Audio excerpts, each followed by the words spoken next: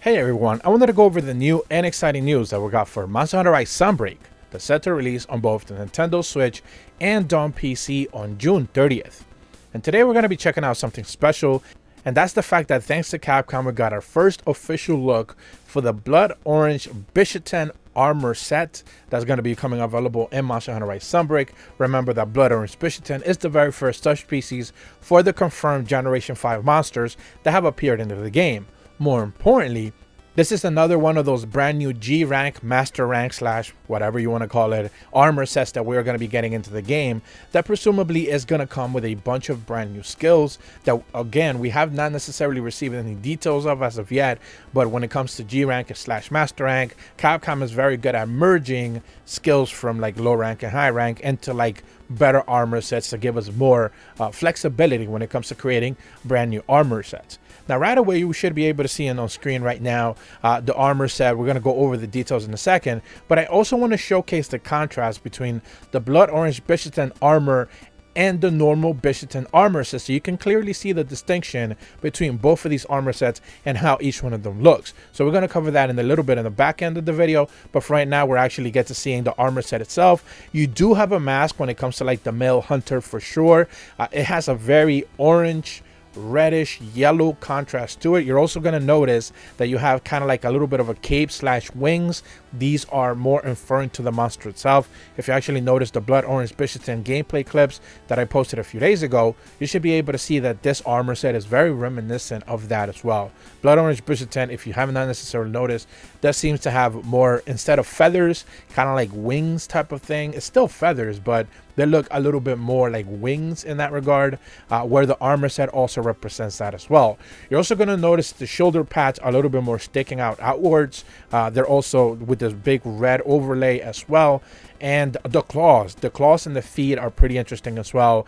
They resemble the monster as well. A lot of differences when you actually start to contrast that with the normal Bishaten armor. Now, when it comes to the weapon that the male hunter is holding, I'm going to assume that is some type of bowgun, heavy or light. I can't quite tell. Based on the post, I'm going to say heavy, but it could be the light bowgun. We don't necessarily get a very clear shot at it. I don't necessarily know the Bishaten light bowgun or heavy bowguns all that well, so maybe there is some similarities there. But because we don't get to see it, I can't really say for sure. Now, when it comes to the female hunting armor set, when it comes to the Blood Orange Bishaten, this one is actually going to look very similar to the normal Bishaten armor for obvious reasons. First and foremost, you're actually going to see the horn sticking out in the head. That is a very clear Bishaten armor aesthetic. The little puffy white ears that you see in the Bishaten armor, they're going to be a little bit different here. But when it comes to the shoulders, they're very different. Sticking upward, flaring out to the sides. The arms are also very different as well. They kind of like look like a cowlish type of thing, with the little feathers sticking out from the like shoulders as well. And when it comes to the pants, they look very different. And of course the feet as well. The boots essentially are a little bit different. They're actually wearing boots, where in the male armor they're kind of like looking like claws type of a thing. So they certainly look different in that regard. Now I actually want to transition over to the fact that you do get to see both the normal Bishaten and the Blood Orange Bishaten armor sets. You should be seeing that on screen right now. If I edit it, I don't know how I'm going to edit that in, but we're going to figure it out when I go through the editing process. And I just want to show you guys the contrast of each armor set, because I do think because they look so distinctly different, that is going to be something that certainly stands out for sure. When it comes to the weapon that the Blood Orange Bishaten female hunter is holding, I want to say that's a switch axe. Looks pretty switch axey to me, because it's kind of like bent in, and then when it's standing out, like forced open, I should say, it looks like it's glowing electricity type of a thing. So, you know, I'm just gonna say switch axe, but I could be wrong. Just by looking at it though, I think it's a switch axe. But yeah, that is what we're looking at there. When it comes again to the contrast, I think the male armor looks very, very different. The male armor has this mask kind of like covering the face. You're also going to notice that, again, you have this cowl, you have the pants look very different, the feet look very different, the chest, the shoulders, not only in colors of it, obviously the contrast of colors is different. Normal Bishaten armor is white and blue and some green.